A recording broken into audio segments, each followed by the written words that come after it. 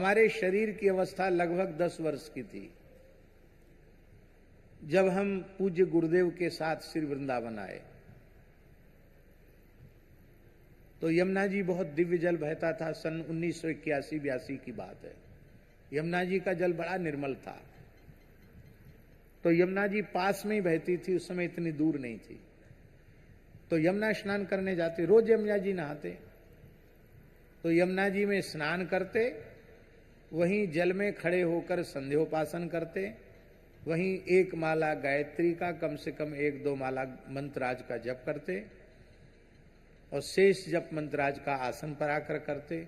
वहां से अपनी लंगोटी और साफी दोनों निचोड़ी और कांख में दबाई और वहीं से शिरो में राघव पातु भालम दशरथात्मजा राम रक्षा स्तोत्र का कंठस्थ पाठ करते हुए नंगे नंगे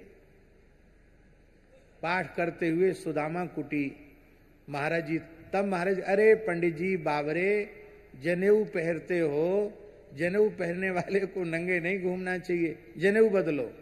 तो हमें स्मरण है 5-7 बार तो महाराज जी ने जनेऊ बदलवाया, तब हमें होश आया कि नंगे नहीं घूमना चाहिए। ये वृंदावन की बात बता रहे हैं और आज से 5.5-4 साल पुरानी बात है।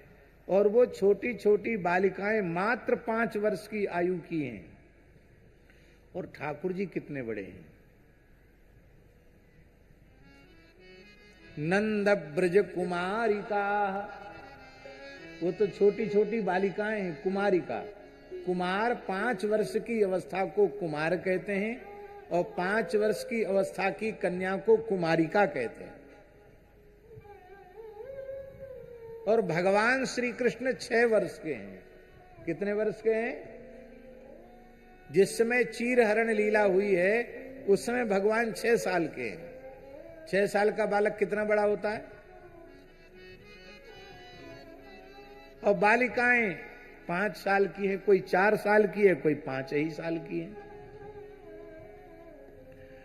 तब एक प्रश्न उठा कि जब वे 4 या 5 ही वर्ष की बालिकाएं हैं तो नंद नंदन श्री कृष्ण हमें पति रूप से प्राप्त हों, ये पति वाला भाव उनमें कहां से आ गया? ये प्रश्न हो सकता है।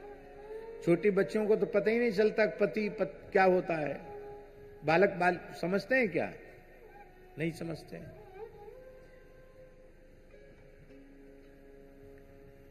उसका उत्तर यह है कि वे कन्याएं वस्तुतः सामान्य कन्याएं नहीं हैं। वे अमलात्मा, विमलात्मा, योगींद्र, परमहंस, महामुनीन्द्र, ऋषि मुनि हैं जो भगवान को ही पति रूप से प्राप्त करने के लिए ब्रज में कन्याओं के रूप में उत्पन्न हुए हैं। इसलिए उनका ज्ञान सिद्ध है। जन्मजात श्री कृष्ण के प्रति उनको रति प्राप्त है। जन्म से ही श्री कृष्ण के प्रति उनको प्रेम है। ये काम कलुषित चित्त वालों ने, विषयी भोगी पामर जीवों ने चीर हरण की लीला को इतना अश्लील बना दिया कि कई बार बहुत पीड़ा होती है।